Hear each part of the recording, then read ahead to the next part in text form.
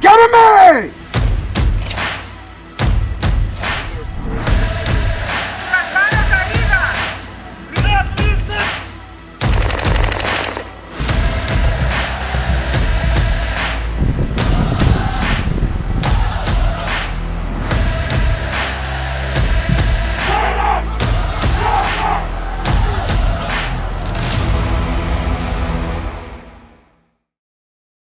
Hello again, everybody, and welcome back to What's Important Now, the podcast from the United States Border Patrol Academy. We talk about things that are important to the United States Border Patrol, its men and women, and those we serve. Now, today, we have with us retired Assistant Chief Cliff Gill. Now, I'm going to tell you I'm a little excited to have this conversation today because Mr. Gill is our very first designated Border Patrol historian. And the things that are contained in this gentleman's mind, probably most people have never even known or even thought about it. He's actually been to the National Archives, has poured through document after document, and researched and found out so much of the information and history that led up to where we are today as an agency. Cliff, thanks so much for being here. Thank you so much for the privilege of having me here. So let me tell everybody a little bit about you and how you got to this point. Now, you started off as a young man in the United States Navy, which rings true to me. My oldest son is in the Navy as well. And you were a quartermaster from 1987 to 1991. Correct. Now, what is that? That has to do with more navigation, you were saying? That's right. So in the Army, that would be, in the Marine Corps, I believe, that would be your supply guys. But in the Navy, a quartermaster is in the navigation field. Okay, fair enough. And now you hail from Cincinnati, Ohio. I do. How in the world did you find the United States Border Patrol? So after I got out of the Navy, I knew I wanted to go into a career of law enforcement. Originally, I wanted to be a regular police officer or sheriff's deputy, and I was concentrated to that. I actually sent myself through the Ohio Peace Officer Academy in '97, and then it turned out that I was going to have to relocate to San Diego, California. And I thought, well, I was stationed in San Diego in the Navy, and I knew there was some Border Patrol out there, and they had a website that I could apply to the Border Patrol. There you go. So I started my application process in 1997, trying to get a job in San Diego when I got there in law enforcement. And of course, that didn't work out too well for you in terms of San Diego. We'll talk about that in a second. So you EOD'd, entered onto duty with the United States Border Patrol in May 18th of 1998, almost the birthday of the Border Patrol. Almost. And you actually started in Laredo. Yes. Almost San Diego. Almost. So no qualms about accepting the offer, and you never looked back. So I moved cross country from Cincinnati to San Diego. I'd been in San Diego for 3 weeks, and I got a FedEx package from the United States Border Patrol saying I had 11 days to report to Laredo, Texas. I said Laredo because I couldn't say Laredo right. I had two immediate thoughts, and the first thought is, Texas, they're going to give me a horse. And then Laredo, which I'd never heard of, I hope they have paved streets.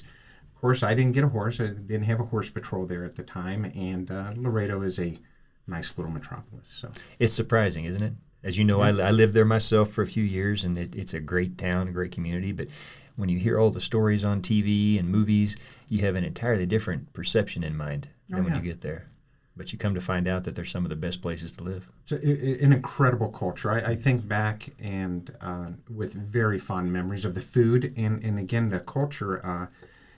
I would say sometimes a lot more Mexican culture than that of the United States. And I think of using mariachi bands to propose. Just really sweet, really nice. So Class 377, and That's right. you've watched these podcasts before, so you know what I'm going to ask. That's right. What is it? So 377, law and order is our goal. Proud to be Border Patrol. You know, if you wouldn't have known that, you were probably the only person I would not forgive being a historian. I wasn't going to forget that at all. Good. So you still stay in touch with any of your classmates? So, no, actually I don't, but their names come up in conversation. One that just came up is a retired Assistant Chief Patrol Agent from here, Billy Stillman. Okay. Also a former member of the Old Guard in the Army, a Tomb Guard. And his name came up in conversation. One of the guys here in staff is going to meet him, I think, day after tomorrow or so. Oh, wow. Okay.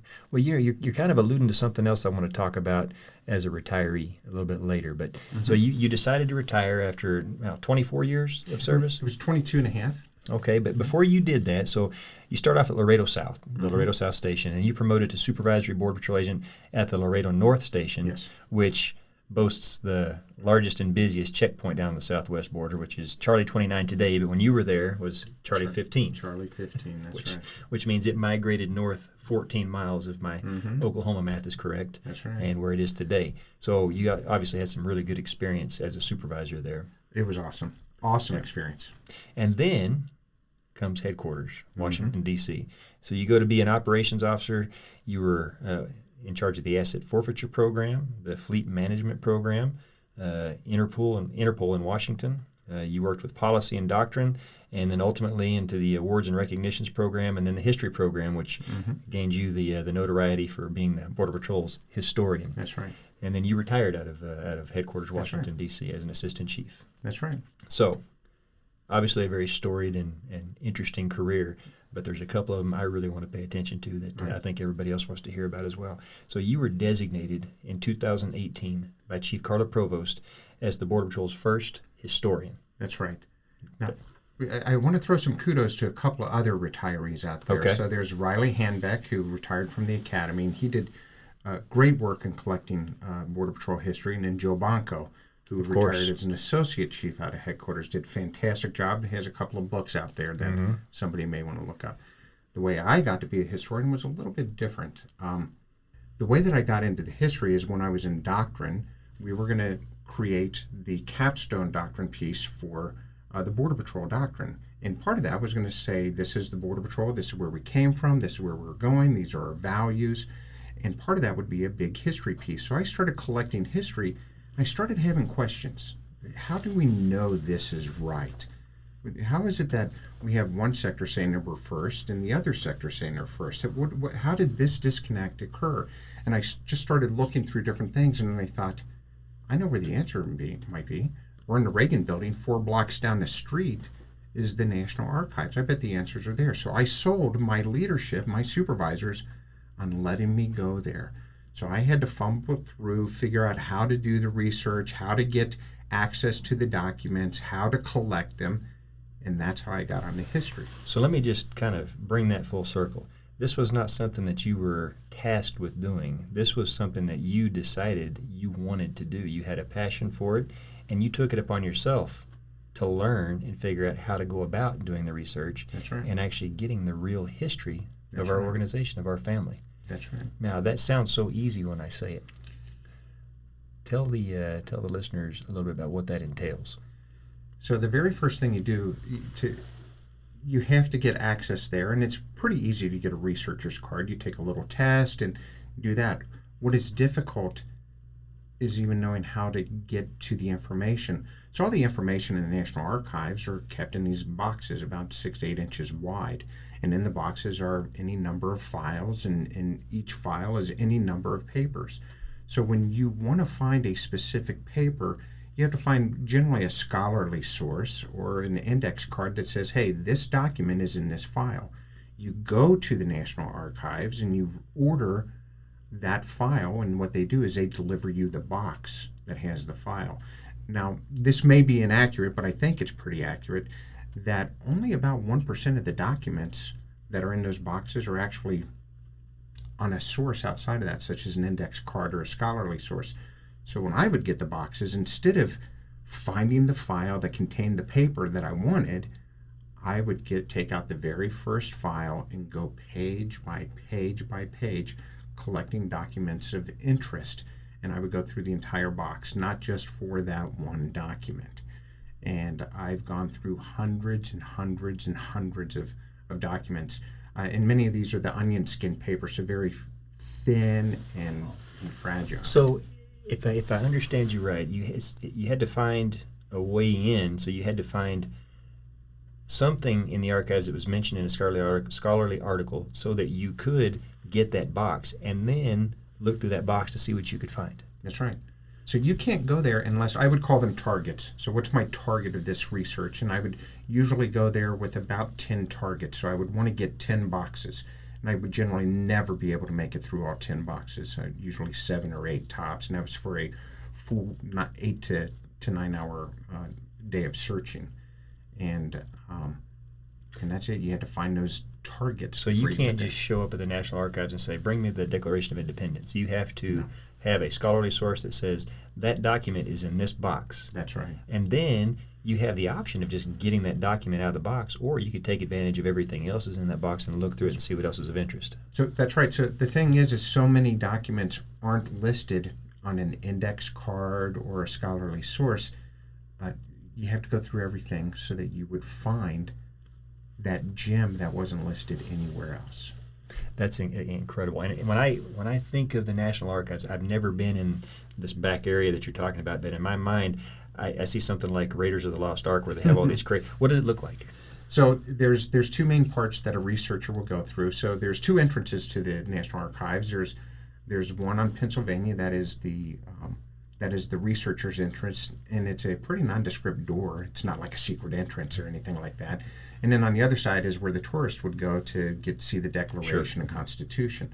So you go in there, and the first thing you do is go into a lower office area. And by the way, your card, you're being scanned everywhere you go. And you would fill out your documents. You call them pull slips. And you would say, these are the boxes I want. And for each box, you do a pull slip. So I would go in there with about 10 pull slips. Then you have to wait about 45 minutes to an hour. They'll deliver your box, and it's not a back room with dark lighting. It looks like an incredible library.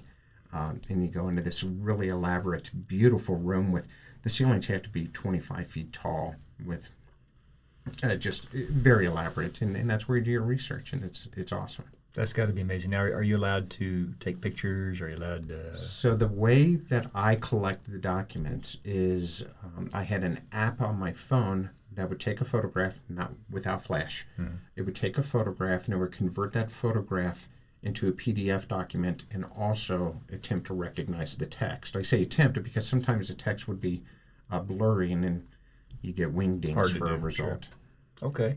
So do you remember the first time you went in there and the first document you were looking for? So I didn't know what I was looking for at first, but I remember that first visit was in December of 2017, and I wasn't quite sure what I was going to look for. Now, I'd read a couple of Border Patrol history books that had some scholarly sources, and that was my first target. That very first visit, I found out about a guy named Frank Berkshire.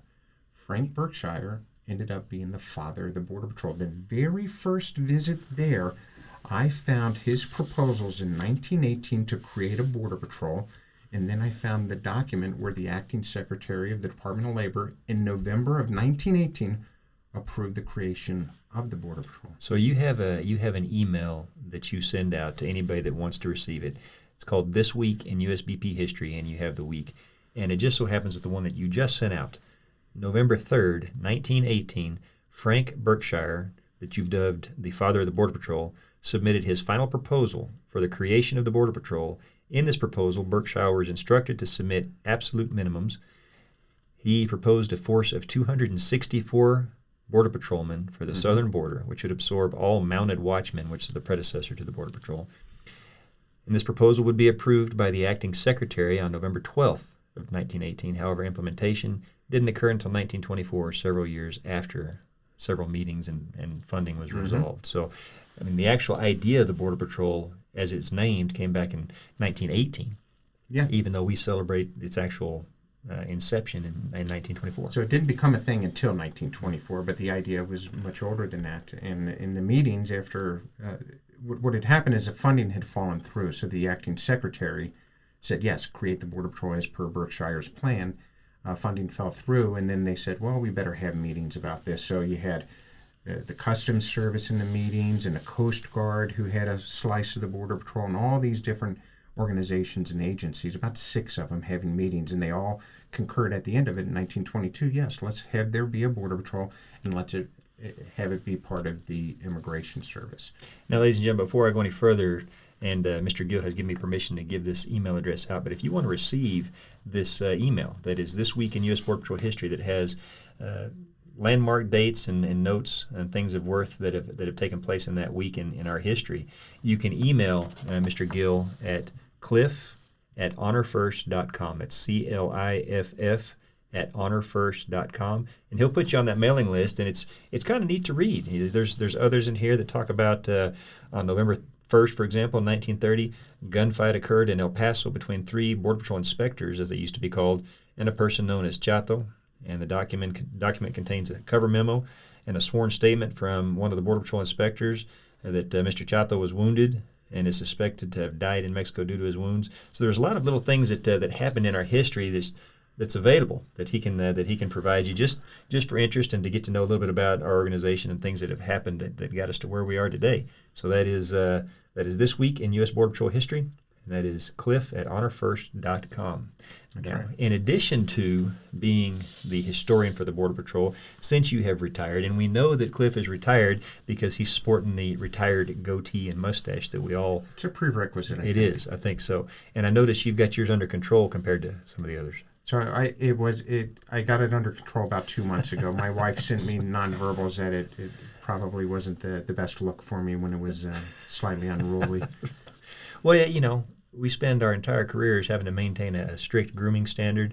Mm-hmm. We want to enjoy life a little bit whenever we retire. We've earned it, I think. That's right. And so are you. Yeah. So in addition to that, you also run honorfirst.com. Mm-hmm. So tell everybody what that is. So a gentleman named Ray Harris. Ray Harris was in the Marine Corps for 13 years, was a Border Patrol agent for 17 years, and then finished his federal career as an immigration special agent, retiring in 2003. In 1995, this thing called the internet was just coming around, and he saw that there wasn't any place out there for an applicant to find out information about the Border Patrol. So he started this website called Honor First, and he did it to help an applicant navigate the hiring process. So he's been running this for 25 years. Now, as a companion to that website, he started 2 other forums for people to share information. One is an applicant's forum, is heavily moderated, and it allows applicants to ask questions of any of the knowledgeable visitors there for answers. And then we have an agent's forum where the agents can talk. And Ray and I run and moderate both of those. Okay, and what are those called? So the Delphi message board, there will be a link under the communication tab in honorfirst.com. Gotcha. Okay. I wanted you to talk about those because, again, this is something that I think is so neat and so unique to the Border Patrol. Are all these things, these assets, these benefits, that we can take advantage of that are in orbit around us mm-hmm. to help apply, to help exist in the agency, mm-hmm. To help us adjust, to help our spouses and families adjust, and God forbid something bad happens to one of us. Even when you retire, you don't leave the Border Patrol. You're living proof of that. I am fully engaged with the Border Patrol. Every single day I've received emails and phone calls from active duty Border Patrol. Look where I am right now. This is absolutely awesome, and I love it. For me, it is a way of giving back. So I can still share the history even though I don't wear the uniform. So you talked about a couple of things that I thought were really neat. One of the ones that you mentioned was this elusive document called General Order 61. Tell everybody that story that you were telling me earlier about. What is that, and how did you find it? So as I was researching Border Patrol history, I kept reading references to a document that I knew was just incredibly important in the development of the Border Patrol. I thought that, hey, I think this created the chief of the Border Patrol. The position didn't exist in those early years, but I couldn't figure out when it did. And in other documents that we use today, such as the birth of the 213, that's our primary document when we're processing the people we arrest, and all these other things. So I had found about 5 or 6 files where this could be, so that I had my targets and I ordered all the boxes, and I never found it, and it was just an incredible loss. So one day I was in the National Archives. I had given up on finding General Order 61, and I was going through a box, and as was my MO, I was going through every single paper and every single file in every box, and I came across General Order 61. So I'm in this library type setting. I'm getting all emotional because it was such an accomplishment for me. I found it. I had it in my hand. It was, I wanted to say, hey, everybody, here it is. And as I looked at the document, it created the position of Senior Patrol Inspector, which of course became Senior Patrol Agent. It renamed an old position that was called Patrol Inspector in Charge to Chief Patrol Inspector. So that's what you are right now, a Chief Patrol Agent. That's the birth of that position in name. And it created a numbering system for the sub-districts we call sectors, and which bled down into the numbering system for the stations, and reporting documents that existed when we were new into Border Patrol. And it was just an incredible find. So for those of you that don't know, the 213 is the form that we process our folks on. Now it's electronic today. Back when you and I started, it was a carbon copy triplicate that you filled out by hand. Who knows what it was even before that. But you're talking about the birth or the establishment of that form that has been an integral part of Border Patrol's history. You're talking about the inception or the creation of the Senior Patrol Agent position, which for years and years and years was one of those unofficial leader positions at the stations, the ones that were the most seasoned agents and inspectors out in the field. You're talking about the creation of the sector chiefs. This one document, this General Order 61, did all that. How did you even find out that it existed? So as I was reading documents, it would refer to General Order 61 and would give a piece of information of what was in it. And I kept writing it down, and I was like, oh my God, I need to find this. And there was one time at the National Archives, there was an author, a historian, of which I was familiar with, that specializes in writing about early immigration service history, and she happened to be in there. And I went to talk to her. Have you found this document? We had an hour-long talk about it, and she hadn't found it either.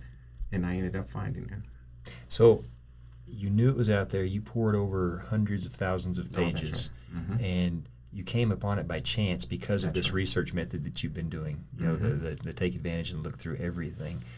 I don't know if you can put it into words, but what was that feeling like when you looked down? When did you realize that you had it? So, right off the bat, as soon as I saw it, and my emotional response, because I'll get emotional on these things. My eyes watered up. I think my chin quivered a little bit. It was the find. Yeah. It was a key piece of information. Unfortunately, not many people know about it, even though that was several years ago and I put it out there. But I know about it, and I know how special it is. And of course, I bet you know where it is now. So what I've done is, while I was still in the Border Patrol, I put it on the SharePoint site, so any agent or any Border Patrol or CBP employee who wants to access it can do it through SharePoint. And then I also have an electronic copy that I put on Honor First. So on Honor First, I've been able to duplicate the history page that I had within the Border Patrol, and I've since expanded on that. And so all of those documents are there for the public to see if they wish. And of course, one of the more notable things that this document did that you kind of alluded to was the numbering system. And I bring that up because there's been a rivalry, if you will, among a couple of different stations as to what was the very first Border Patrol station. El Paso has Station 1, and their claim, of course, is that is the first station of the Border Patrol. That's right. True or false? It's false. It's false. It's false. Okay, so talk us through that. So before there was a Border Patrol, the Bureau of Immigration, the general office, or the central office, that's their headquarters, oversaw the Immigration Service. The Immigration Service was kind of a decentralized organization of districts. So for us old timers, we remember the INS regions. Well, those early immigration districts became the INS regions. Now, INS, when it was disbanded, there were only 3 regions. In 1924, there were 35 districts. Oh. Now, those 35 districts, there were 11 of them that were along the border. So the northern border, the southern border, and the coastal border. And each of those districts may have several sub-districts in there. Sub-district would later be called sectors in the 1940s. Well, 11 districts had 32 sub-districts. That means the Border Patrol started with 32 sectors. That means that El Paso and Detroit were 2 of those original 36. Now, you had talked specifically about Station 1. Well, in General Order 61, which came out in 1926, part of that order said that every district had a number, and then the sub-districts would also be numbered, always starting with 1. So if you had a district with multiple districts, every one of these districts would have a sub-district number 1. Okay. That numbering convention also went to the station. So let's talk about the old El Paso district. The old El Paso district was district number 25. It had 3 sub-districts. Sub-district 1, we call Tucson sector today. Sub-district 2, we call El Paso. And sub-district 3, Big Bend. Now, at that time, the stations were also co-located with their sector headquarters or their sub-district headquarters. So Station 1, Sub-District 2, District 25 was a co-location of the El Paso sub-district headquarters and station. And so kind of to contrast that with what we know today. Mm-hmm. So for those that don't know, a sector is a geographic region that the Border Patrol uses to divide up the United States. Yes. We today have 20 sectors. Mm-hmm. And so within those sectors, we have stations that have smaller pieces of that geographic domain. If you can think of a large city that has precincts, sectors has stations. That's right. And so what you're talking about is the El Paso sector and the number 1 station in El Paso sector. And at the time, that's why it's called Station Number 1. That's right. So Detroit also had a Station 1? That's right. And so did the San Antonio district had 3 sub-districts. We call Del Rio, Laredo, and RGV today.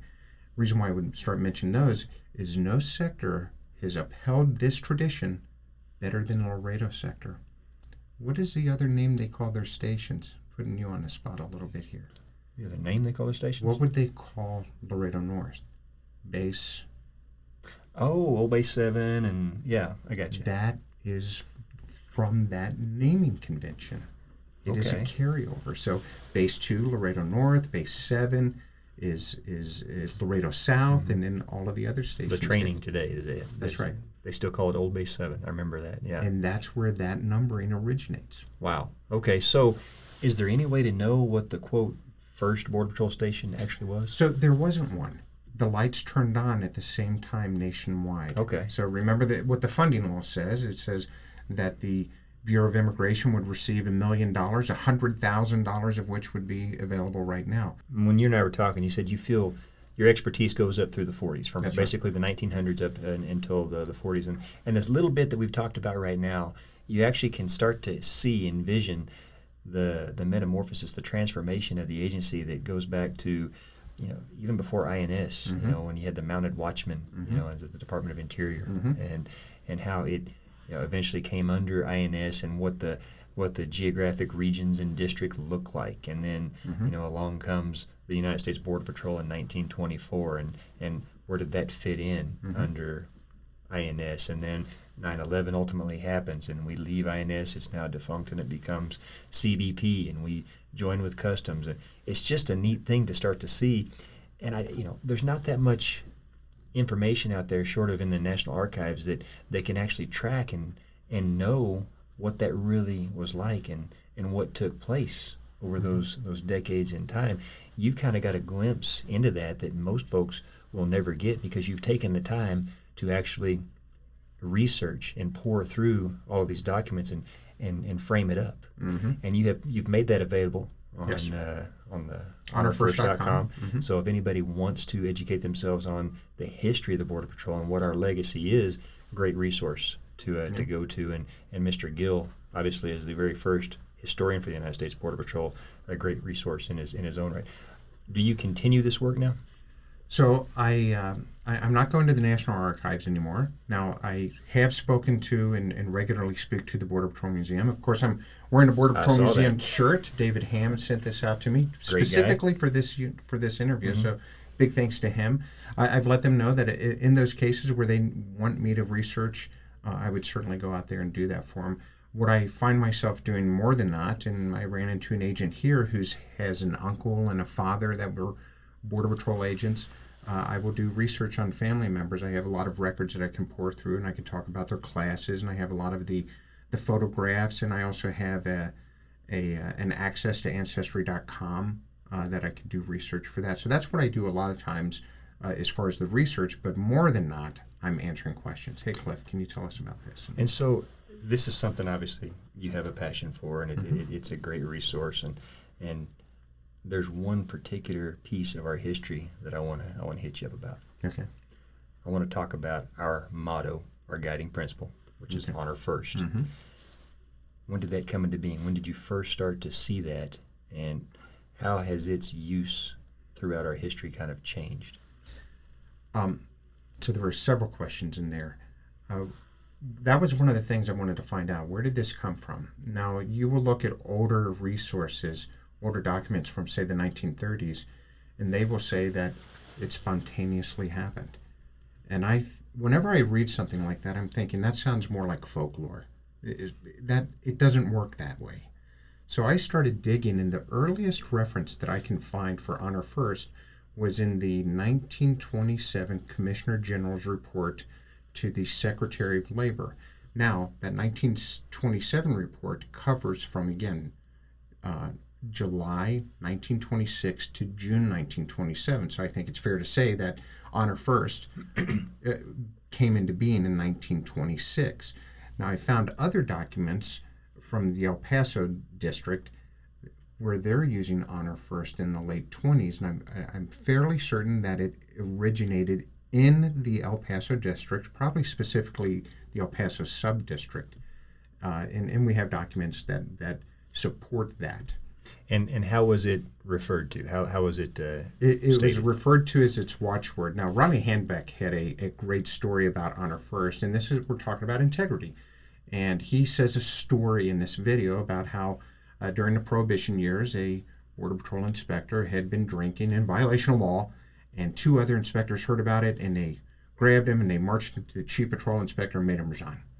And in a 1930s document that was given to the new hires in the El Paso subdistrict, they were told that honor first is the Border Patrol watchword, and if you can't live up to it, resign now. And resign now was in all caps with exclamation points. So back at in the late 20s, it was adopted and used prolifically, really. Yeah, so it was around, absolutely. And since that time, it has become a guiding principle that we teach here at the Academy that each and every one of us are expected to live by. Mm-hmm. And it all originated back in, as far as you can tell, 1926. 1926 out of El Paso. So El Paso can claim that. They can. Maybe not Station 1, but they can claim. Not Station 1. Fair enough. Well, so honor first is a part of your life as well. That's right. While we're on the topic, what does honor first mean to you? So honor first to me is, if you were to look up the word integrity in the dictionary and you look up the synonyms for integrity, you're going to find words such as ethical behavior and morals and stuff such as that. All of those added together to me is honor first. And to take it a bit further, when I think of honor first, and you think of that person or that organization that conducts themselves with integrity, with honor, what they do is they constrain their behaviors by the rules and regulations, policy, and laws that surround them. Now, they may, in the course of their duties, bump against them, but they self-correct. But if you think about those organizations, individuals who operate a little bit questionably, what they'll do is they will find those boundaries and they'll push them. And that, to me, is contrary to honor first. So the interesting concept about this is when we talk about honor first and integrity, that we don't always get to define the boundaries. It is a higher authority than us. So it's the law and the regulations and the policy and the rules. We don't always get to do that. So we have to do, and that is integrity. That is honor first. And that is the challenge when we say, I don't think that's right, but we don't get to define right. And such is life of a public servant. That's it. And it also deals with our behavior Mm-hmm. and the actions on and off duty. That's right. And some of those actions go above and beyond the Mm-hmm. call of duty. And we have, through our history, literally hundreds of thousands of instances where members of the United States Border Patrol have gone above and beyond the call of duty in acts of heroism and valor, not all too often getting rewarded or recognized for those actions. You saw a gap there. So, again, pursuing my passion for employee morale and organizational pride, I found myself in a position where I can make a difference. And the difference that I did is I saw that we didn't have enough in a manner of formal recognition for our folks. We had non-traditional awards, which is basically anything we can buy for $100, and then we had commissioners and secretaries awards. And then we had awards where we would go outside of our organization and ask these people to recognize our folks, whether that's the Department of Justice or wherever. So I said, we can do better. Now, I was familiar with a medals program that had been introduced, and I wish I could remember the gentleman's name, in the late 1990s, early 2000s, and he had worked with the U.S. Army Institute of Heraldry to create about 20 or 25 different medals. For the Border Patrol. For the Border Patrol and the Department of Justice and the Immigration and Naturalization Service. What I think is that the Border Patrol wanted him. They said, well, there's no way that the INS and the Department of Justice is going to go for this unless we add them in. So I think they added him in. I don't know that for sure. And you bring that up for those that don't know, because before the Department of Homeland Security existed, before CBP existed, we were under the Department of Justice, under the Immigration and Naturalization Service, which is why you bring those two entities up. That's right. So I found that. Now, a couple of the medal sets that were there continued on. So we had the Newton Azraq Award that had a medal set.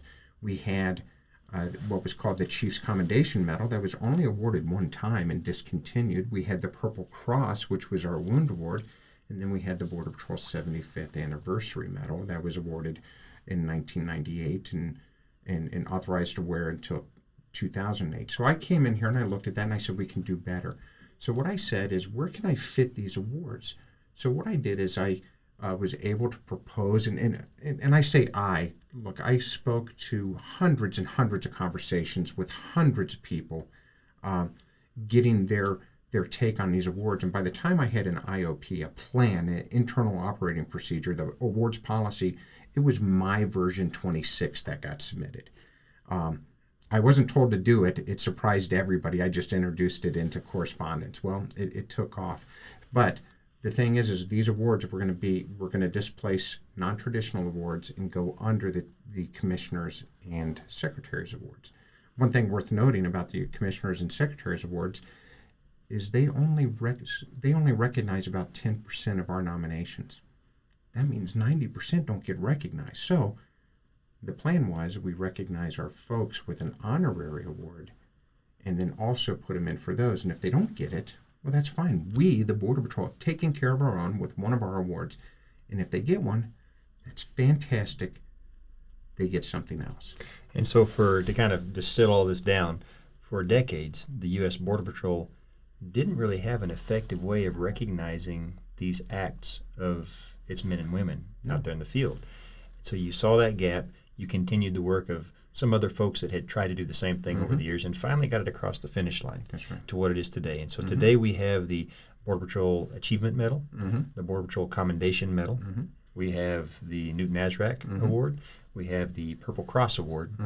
And all of these things, when somebody is living honor first and they are placed in a position of extreme hardship or adversity and they persevere or they save somebody's life, an extreme act of valor, then they can get awarded these in recognition for those acts. That's right. You yourself have been the recipient of more than one of these awards. I have. So one of them is the Newton Azraq Award. And before we talk about your acts, I want you to tell everybody, what is the Newton Azraq Award and why is it named that? So there were two Border Patrol inspectors, Theodore Newton and George Azraq, who on June 19th, 1967 were overpowered at a checkpoint, and they were subsequently murdered. It was a very graphic scene, and this shocked the Border Patrol and shocked the Immigration and Naturalization Service. It was not the first time that we lost two inspectors in the same incident. As a matter of fact, that was the fourth time we lost 2 at the same time. And since then, we're up to 9.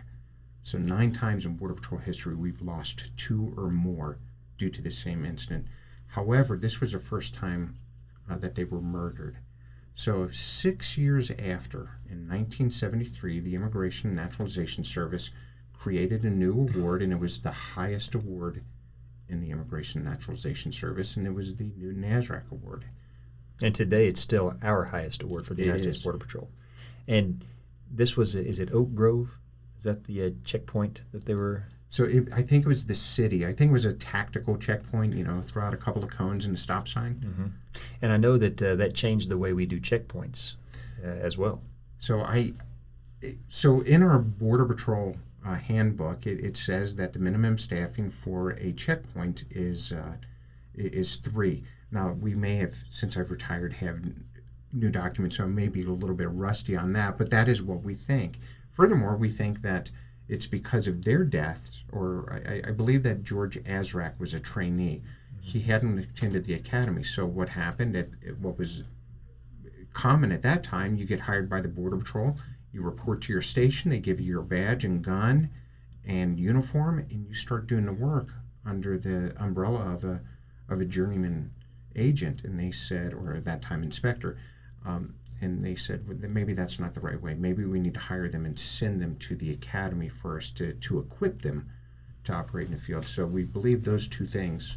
And so these 2 brothers that paid the ultimate price, made the ultimate sacrifice in service to their country, and what Cliff didn't talk about, they were actually kidnapped from the checkpoint, and they were taken to a shack, and they were bound to a stove and executed with their own weapons. Yes. And in honor of the sacrifice that these men made, just a horrific incident, the highest award that we give is named after them and persists today. That's right.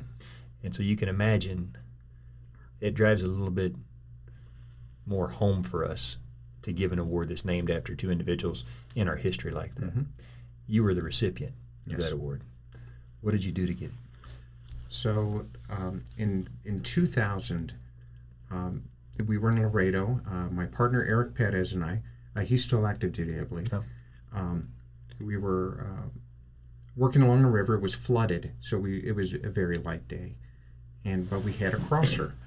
So we have a guy crossing a river, and we moved to intercept. Didn't want to chase anybody back into the danger of the river, so the idea was to get around him, so we get between him and the river so we could apprehend him. But he saw us before we could do that. He ran back into the river. And almost immediately, he started screaming for help. And I knew he was in trouble, so I took off my gun belt and I gave it to Eric. And I jumped into the river in pants and boots, and I started swimming to the guy. And it was pretty hairy. The river's doing this number. It's all murky, and the trees are going by as we're going down there. And he is just in the victim is in just pure panic. He is. I know if I get close to him, he's going to grab me, and we're both going to die. So I said, well, let me stay back about 10 feet and see what happens. I want him to tire out so then I can go to him, and he's exhausted and it's not going to kill us both. Well, he didn't gradually get tired. He immediately stopped and disappeared under the water, and I thought, oh my God. So I swim over to him where I thought he was, because remember, the water's murky and bouncing up, and I don't know what to do, and I see a single bubble pop. I'm like, well, maybe that's him. So I swim about 3 feet under the water while reaching another 3 or 4 feet down, and I grab him by the back of his collar. And I pull him up, but he's struggling, so I can't change my grip to get him, so he rests on my forearm, which is pushing me underwater. I start swimming, and I can't get breath because I'm being held under the water, so I have an inner dialogue going on. The inner dialogue kind of goes like this: you're going to die. And I'm thinking, I'm going to die.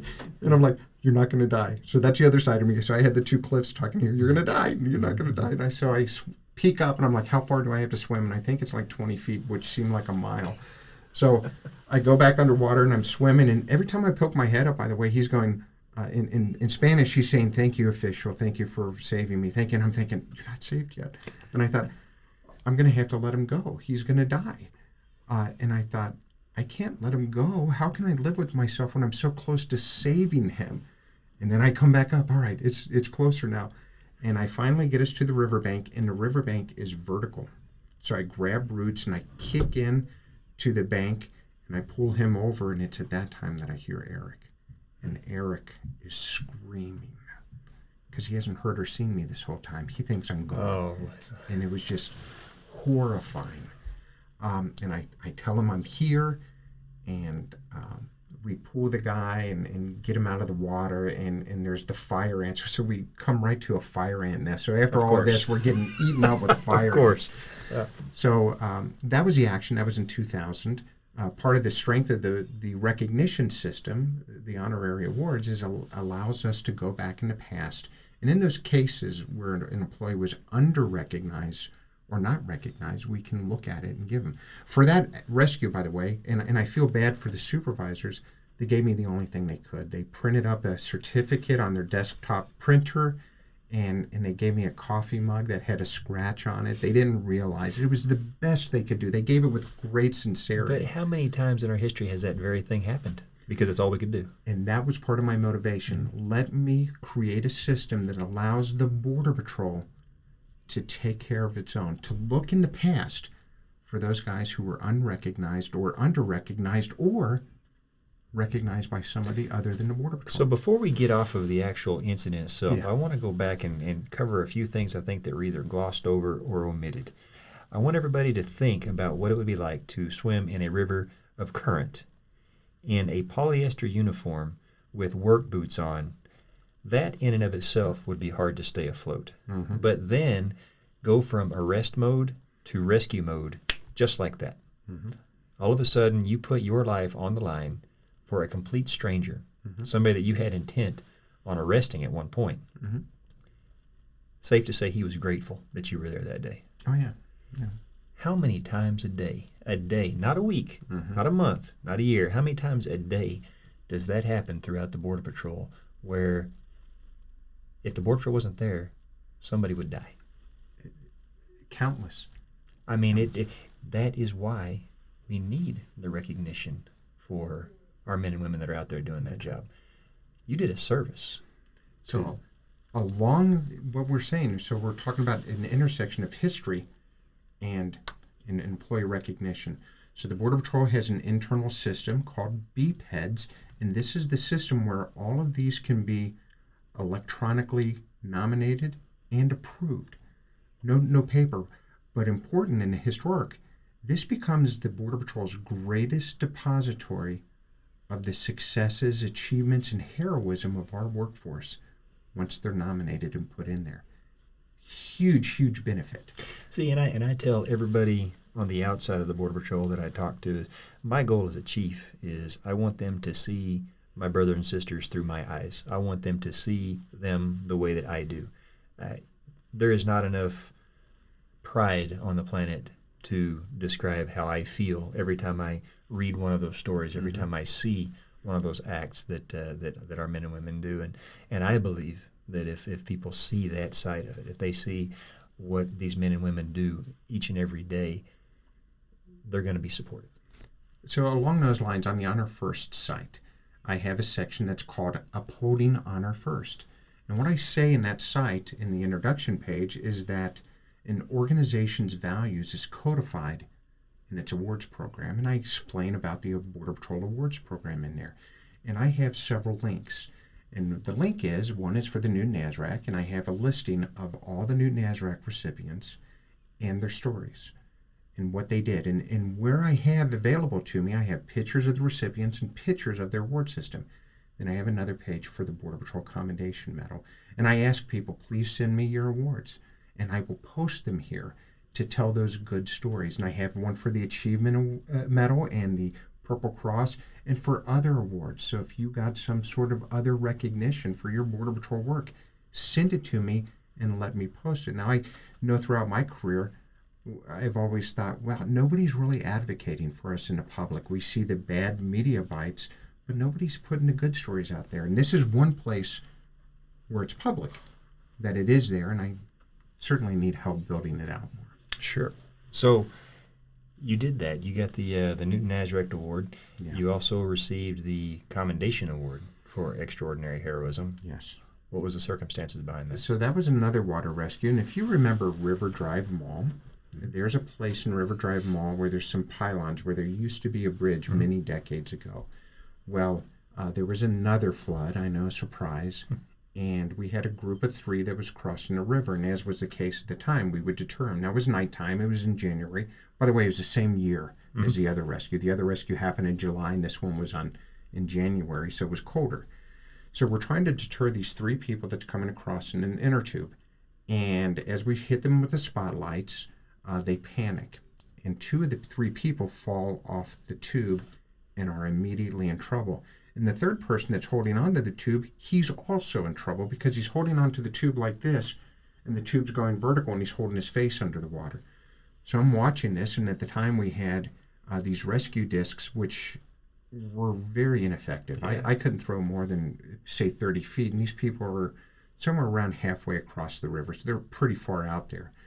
Well, the lady, there were 2 males and a female, she starts floating face down. And I tell my partner, I can't stand here and watch this without doing something. And I have an inner dialogue going on. And my inner dialogue is, can I do this without becoming a victim? Can I do this without one of my brothers having to save me, putting themselves at risk to save me? And I thought, yes. So I take off my gun belt, still have my pants and boots on, give it to my partner, hold this, jump into the water, and then the inner dialogue happens. You're going to die. so I started having this. No, I'm not going to die. I'm not going to die. I'm going to be fine. So I'm swimming in these boots and pants, and the first victim is that guy, and he's screaming at me in Spanish, help me, help me, help me. And I'm thinking, well, you're staying above water pretty well. Let me swim by you. And I get to the lady because I know the clock is ticking for brain damage to set in. So I turn her over, and again, it's that water. We're going down current. And I'm thinking, how can I feel for a pulse? So I'm going to try to feel for a pulse in this current, and it's cold, and I'm thinking, I'm not going to feel anything, but this is what you do. And as I go to feel for a pulse, she's unconscious, but she throws up a bunch of water, and she starts breathing. If you're breathing, you have a pulse. She stays unconscious. She's fairly buoyant, so I don't have to lift her, and I'm like, all's well. So I start swimming back, and I look over to the guy I just passed, and he's becoming lethargic. And I remember, I thought, my perception is they were about halfway in the middle of the river, so this is a swim. Yeah. So I look at where he is to the bank, and I'm thinking, there's no way I have time to get her to shore and come back for him. He's going to go under before I can do this. So I thought, oh, what do I do? So how deep is the water? So I go underwater, and extending to my tiptoes and holding onto that lady, I touch bottom, and I think, all right, I can do this, which I can't believe I would think such a thing. So I swim over to the guy, and I tell him, give me your hand. So he gives me his hand. I'm holding on to her. I got him. I go underwater, and I run on the bottom. And, of course, the bottom's moving, so I'm kind of stumbling on the bottom, come up for air, and I keep doing that until I get them both to shore. And that's how that rescue happened. So what saved me is she's unconscious, and he didn't panic and grab me and kill all of us. So very fortunate. To wrap up the story, I get them both to shore, and the third guy's in trouble, and I'm full of so much adrenaline, I'm not thinking about rescuing him, I'm thinking about apprehending him. So I go back in the water about waist deep and tell him to come here, give him that officer presence thing, and he comes to me, and we got all 3. So, ladies and gentlemen, I wanted Cliff to tell that story because I want everybody to hear that when a Border Patrol agent says it's a perilous journey, when they say it is a dangerous environment, it's not some buzzword. It's not some talking point. It's something that they live each and every day. These are the type of experiences that inform a statement like that.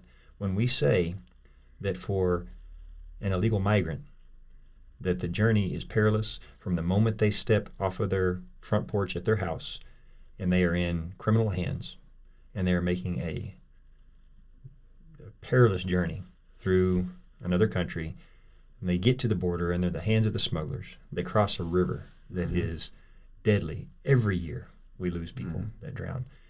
If they make it across, they're in a desert and conditions that are not meant for humans to survive. They continue in the hands of criminals and smugglers, stash houses, tractor traders, human trafficking. Yeah. These are the types of experiences that inform a statement like that. It's not propaganda. It's not political. It's what we see and live each and every day. What you just heard is an all too common story from the men and women that wear this green uniform. Cliff is lucky enough to have survived it. Yes, sir. And we're glad you did. Yeah. But how many times through history has that not been the case? And how many times through history have men and women in green been there in important instances to save lives, to make a difference? And in fact, while we're on that topic, I'm going to put you on the spot and let's talk about some of the more notable instances in history that maybe folks didn't know Border Patrol was present. So this is outside of my expertise, but they have some pretty cool things. So one of the earliest documents I found where Border Patrol is touching early history is from the Tucson subdistrict, so Subdistrict 1 of District 25, where they are having a meeting in Tucson, but Charles Lindbergh is going to come there and they're getting security set up to kind of help Charles Lindbergh, Medal of Honor recipient, the pilot of the Spirit of St. Louis. He's coming there. So that was one that I thought was really cool. That was one of the earliest. And then we've heard the others, such as I'm going to forget his name right now. He put me on the spot. But Gilman, he was the chief of the Border Patrol Academy, and he and an FBI agent saved the day in a hijacking in the early 60s. We were there, and of course, just had another anniversary of the Civil Rights Movement, where we assisted the United States Marshals in a couple of different places, and of course, security throughout the Olympics, helping in the Olympics. We've done that. Well, let's go back to the Civil Rights Movement for a second. Yes. We actually helped provide security for some folks that were attending the school as the schools were being desegregated. That's right. Most people don't know that Border Patrol agents were there providing security for those young men and women as they were going to the school that they absolutely were not welcome to. Yeah, and about 300 Border Patrol inspectors were mobilized for that. I found that out by Joe Bonco, by the way. He's been researching it for his next book. So about 300 of them. Now, when we look at the photographs, we'll see that old-style DOJ Border Patrol badge. And we think, oh, that's a Border Patrol inspector. But you know what? The Marshals badges were identical at the time, so it's almost impossible to figure out, all right, which is that Border Patrol or Marshals? But there were 300 Border Patrol inspectors there. That's a significant chunk of manpower. And then, of course, the LA riots. Yes. That's actually one of the things that led to the inception of BORTAC, the Border Patrol Tactical Unit. Yeah. Numerous events throughout history, the Salt Lake City Winter Olympics. And, Katrina, natural disasters. We go to the list goes on and on and on that the Border Patrol has been there for that I think a lot of folks don't know. Even overseas in Afghanistan and Operation Iraqi Freedom, you had Border Patrol deploying over there embedded with the military, providing subject matter expertise on border security operations. The list goes on and on and on. If you want to hear and read about some of these things that the Border Patrol has been involved in throughout the years, highly recommend you check out this honorfirst.com and talk to Mr. Cliff Gill. We've since continued the idea of having a Border Patrol historian, so you've passed the baton on to an active duty agent. That's right. And that continues. And I think that's an important thing for us to keep going no matter what, because this is absolutely, as we like to say here at the Academy, preserving our legacy. This is something that we don't want to lose because it's a legacy that we are all part of. And I believe with complete certainty that there are incredible gems of information of which we've forgotten and just waiting to be found. I think you're right. So you've retired, been almost 2 years? No. It was December 2020. December 2020. So 11 months. So almost a year. Yeah. Okay. So what's retired life like? Is it as good as they say it is? So I'm having the worst retirement ever because I almost got another job immediately after retiring as a contract employee. And it's a great company and I do it. But what I really love is still the interaction with the Border Patrol through Honor First and the associated forums and the daily phone calls and emails that I receive. Well, see, and here's another example of we stay in orbit around this green family. And those of us that are still on active service, we're very thankful that you're here, thankful that you do these things for us. And we were talking about this in my office before we came down here. So many folks that we grew up with or we grew up under, they were our mentors, people we looked up to, our friends, our brothers and sisters that we worked side by side with. And this idea that they or we retire right off into the sunset and never to be seen or heard from again, what a tragedy that would be. And I think that's one of the things that makes us unique as an agency, as a family, is we tend to stay in touch. We tend to stay in contact with those folks because they're more than just a coworker to us. Has that been what you've found to be true? So this career gives us a shared experience. So there may be, and there are hundreds and hundreds of Border Patrol agents or Border Patrol employees of which I've never met, but we have a shared experience, and that's what really brings us together.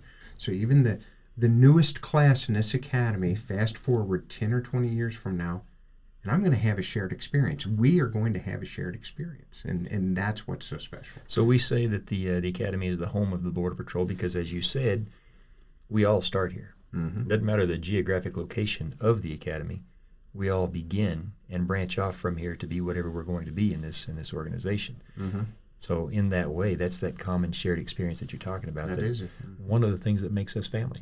And in fact, tonight, you're going to be giving a fireside chat to whoever wants to at the academy. We have it's always open to all the academy classes while they're here, and all the staff that want to attend. And you're going to talk a little bit about the history of the Border Patrol. That's right. So I'm going to give a presentation that began in May of 2018 that I had used to brief the headquarters staff on these new findings that I discovered at the National Archives, and then I evolved that to teach the supervisors in Harper's Ferry, and it's on version 14 because every time something new gets discovered, it corrects something old or adds to something we already have.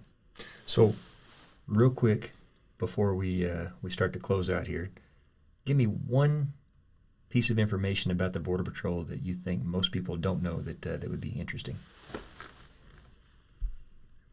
So I wasn't ready for that one. So I think that I gear this towards the workforce. I always, when I'm doing the history, I'm not thinking about the public. I'm thinking about the workforce. And I think that for the average agent, one of the most interesting historic finds would be those shoulder ornaments that you're wearing. Okay. So the shoulder ornaments didn't denote a supervisory level. It was part of the uniform. Everybody had them in the beginning. And it wasn't really until the 40s that they became to be part of to denote supervisory levels. That was part of the uniform. So every time I've heard the proposal, we need to get rid of these, I'm like, that is tradition. You cannot do that. So that's one. Well, I know everybody complains about them because they're a pain to put on, but what he's talking about, ladies and gentlemen, is this little shoulder ornament that if you are a supervisor or above, you wear these on your uniforms. And I guess at one point, everybody did. That's and right. In about the 40s, all of a sudden, it's just supervisors and above. That's I right. didn't know that. Yep. Very interesting. So I put you on the spot, and you came through. Awesome. So, Cliff, you have all of the men and women listening here right now that are your brothers and sisters. Anything you want to share with them? So for my Border Patrol brothers and sisters, you have my email address, cliff@honorfirst.com. I am always available to reach out, and if you are a recipient of any Border Patrol award, please send it to me so I can post it. All you need to do is send a picture that's legible, say if it's a certificate or a memo, and I will post that, and you can be part of upholding Honor First. Cliff Gill, thanks for being here, brother. Thank you so much, sir. Hope you enjoy the rest of your visit. And ladies and gentlemen, that's going to do it for another episode of What's Important Now. We'll talk again soon. Honor First.